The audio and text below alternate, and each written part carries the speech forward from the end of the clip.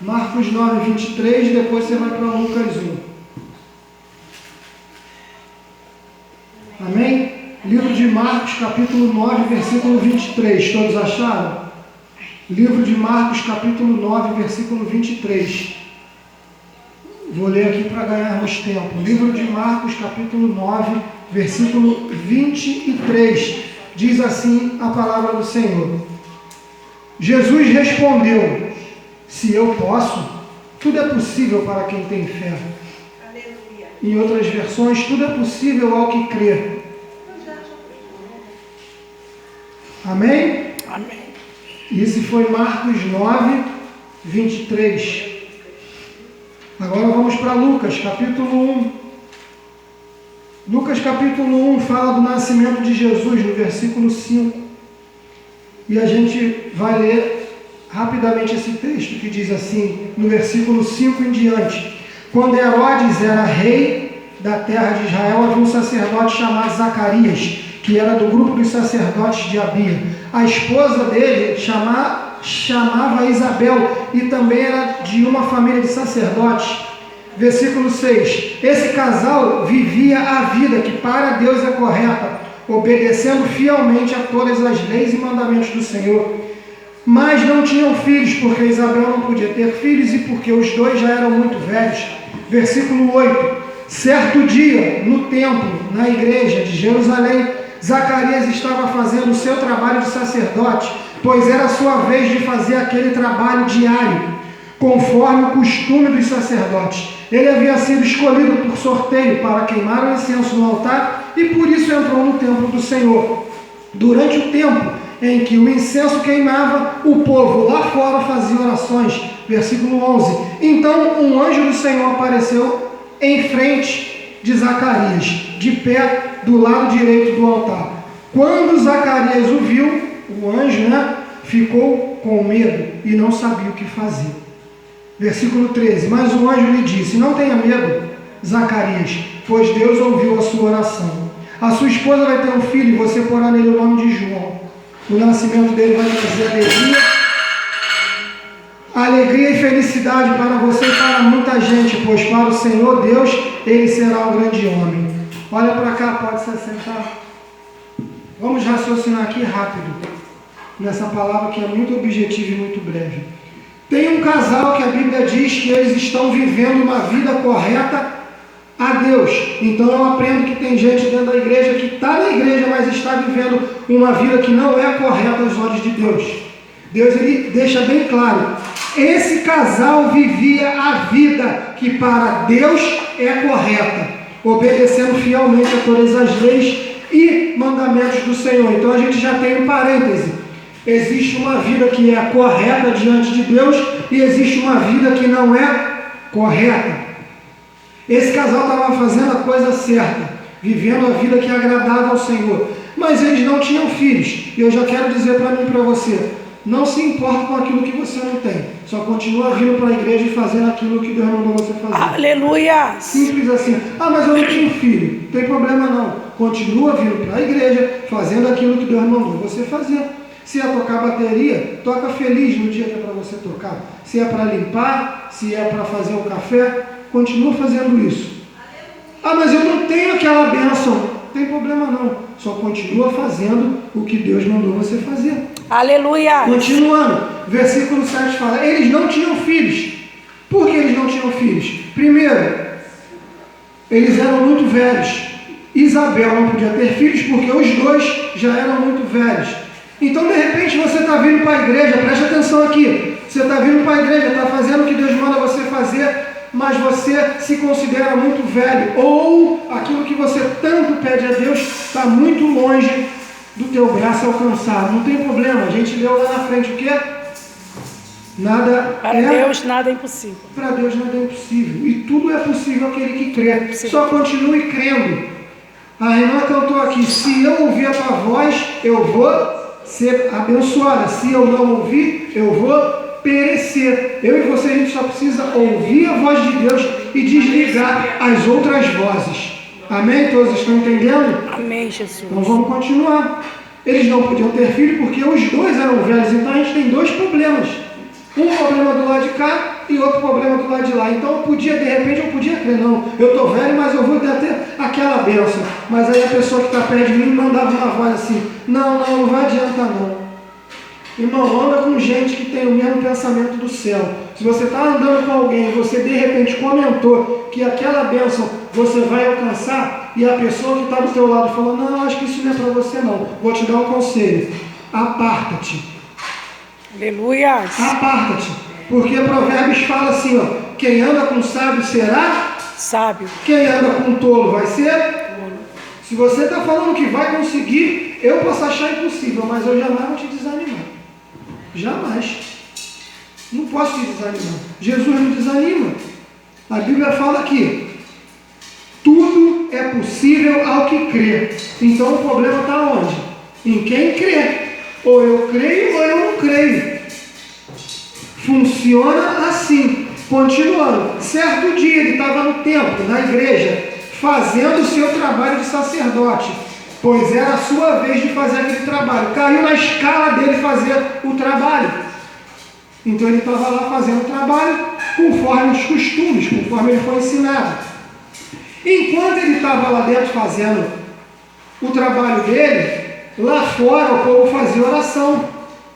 Então o anjo do Senhor apareceu em frente de Zacarias de pé, ao lado direito do altar. Irmão, olha, preste atenção aqui. Imagina você aqui na igreja sozinho, Diagonisa de Leme, as irmãs, vocês no dia da escala de vocês sozinhos aqui no templo, escutando louvor, limpando o templo, né, cantando. Hoje o culto vai ser uma bênção de noite, daqui a pouco aparece um anjo na tua frente.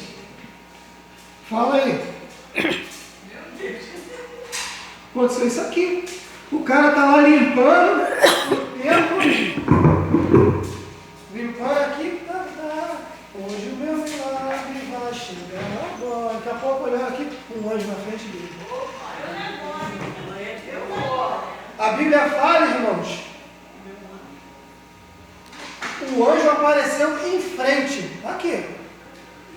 Está limpando aqui a cadeira, daqui a pouco o anjo na frente dela. Imagina um anjo parado na tua frente, agora. O anjo apareceu na frente dele. Aí a Bíblia fala assim, ó. Quando Zacarias o viu, ficou com medo. Quando ele viu, ficou com o quê? Medo. Também ia ficar, não está de brincadeira. Eu sozinho aqui limpando bateria, daqui a pouco eu olho aqui. Se eu não desmaiar, o medo é natural na minha vida e na tua vida. Natural. Vendo anjo, não vendo anjo, o medo é natural. Só que eu e você, nós precisamos vencer o medo e não deixar o medo nos paralisar. Ele viu o anjo e ficou com medo. E não sabia o que fazer. Humanamente falando, todo mundo aqui vai fazer a mesma coisa. Pelo menos eu acho. De repente alguém fala, não, Sandro, hoje apareceu aqui já. E aí, anjo? Pá, tranquilão? O que tu tem para mim do alto? Zacarias ficou com medo. Ele viu o anjo, ficou com medo e não sabia o que fazer. De repente você está assim, veio para a igreja, mas não sabe o que vai fazer amanhã. Você está na igreja, está limpando, está cantando, mas está preocupado com amanhã. E de repente um anjo vai aparecer na tua frente, ou só vai sussurrar no teu ouvido. Versículo 13 fala assim, mas o anjo lhe disse, não tenha medo. Você tem medo? Quantos aqui têm medo? Eu tenho medo, irmão, de um montão de coisa. Um medo natural, que é o mesmo que você. A comunidade está estranha. Vamos ter medo de ir para lá, vamos por aqui. Está tendo um assalto ali. Vamos por ali, não vamos passar ali. O Brasil está dando problema hoje, está tendo sei lá o que, é melhor a gente ir para a cidade de metrô. A gente está tendo medo, mas a gente está sendo prudente, a gente vai por outro caminho. O medo é natural. O que não pode ser natural é eu e você termos medo e deixarmos o medo nos paralisar, porque o medo é uma voz, como a nossa irmã cantou. Se eu não te ouvir, eu vou perecer. Você está com medo hoje. E se você ouvir uma voz que não seja de Deus, essa voz vai te deixar com mais medo.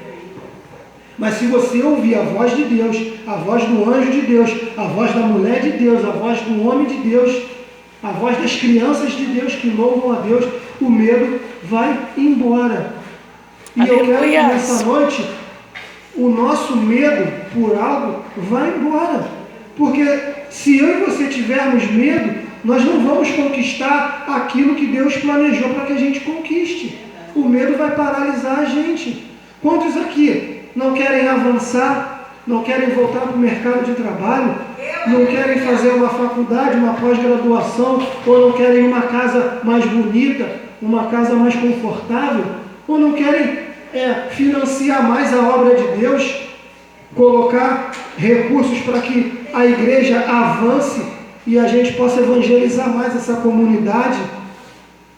De repente cada um tem um projeto, mas esse projeto está paralisado por causa do medo. De repente é o medo que você viu uma notícia na televisão e aquilo te paralisou.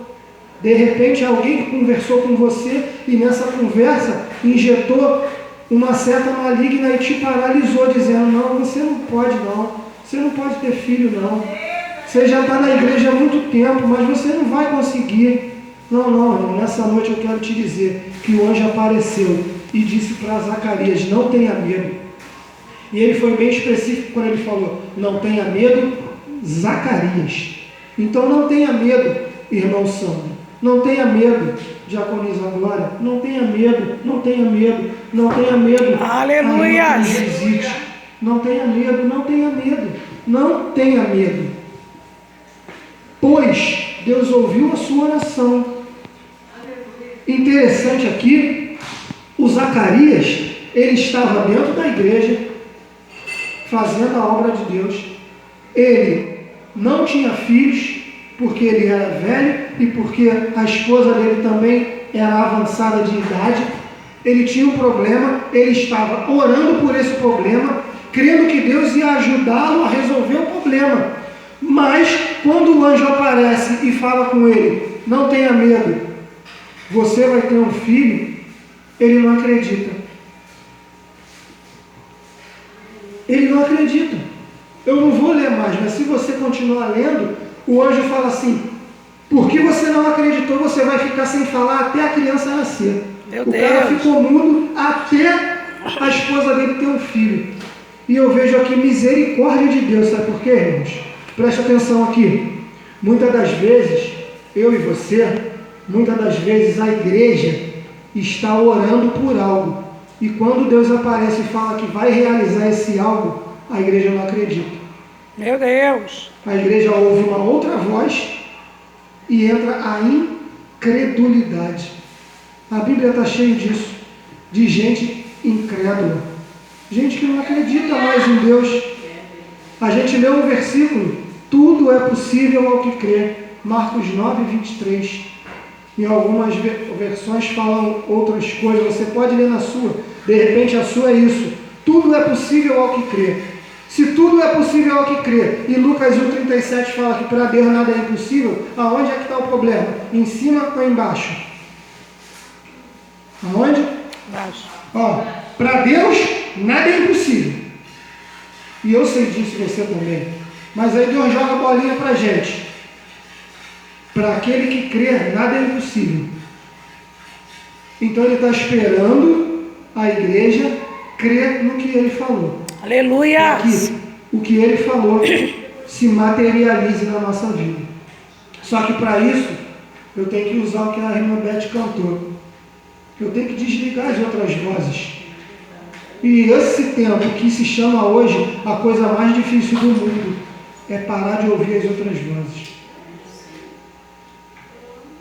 É muito difícil, porque você quer escutar o irmão Sandro no YouTube, quer escutar o Joãozinho, quer escutar o Malafaia, quer escutar isso aqui, quer escutar aquilo ali, quer escutar, e é bênção. Mas quantas vezes você quer escutar a palavra?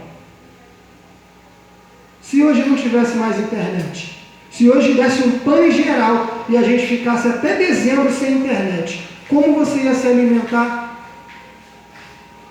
O que você come fortalece teu corpo ou destrói teu corpo? O que você ouve faz crer em Deus ou te faz não crer em Deus? Se hoje não tivesse mais internet, se hoje não tivesse mais como você acessar o vídeo do irmão Sandro lá no YouTube, ou aquele pastor que você tanto gosta, ou aquele missionário que você tanto gosta de escutar, como você ia alimentar o seu corpo, o seu espírito? Você ia precisar fazer o quê? Ler a palavra de Deus. E quando eu leio a palavra de Deus, eu entendo a mente de Deus. Se Deus hoje, eu perguntei isso para minha esposa quando a gente estava vindo para a igreja, se Deus hoje te desse uma oportunidade de voltar a ter 18 anos de vida com a mentalidade que você tem hoje, com a experiência, com tudo que você já viveu, o que você ia fazer? Ia estudar. E você? O que você ia fazer?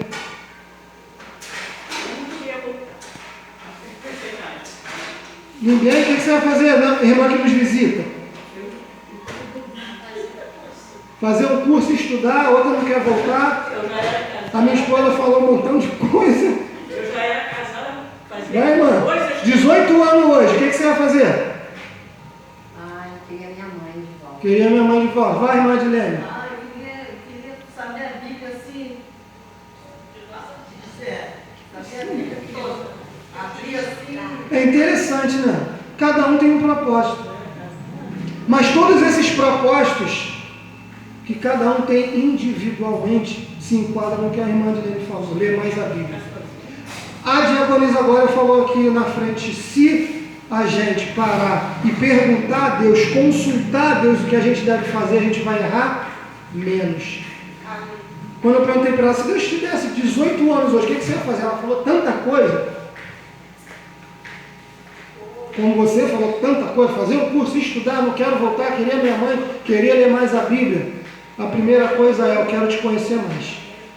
Eu quero conhecer mais Jesus, porque se eu tiver 18 anos conhecendo Jesus igual eu conheço hoje, eu vou errar menos, vou conquistar mais, vou ficar menos cansado, vou ganhar mais alma. Aí sim eu vou conseguir estudar, eu vou conseguir minha mãe de volta, eu vou conseguir fazer o curso.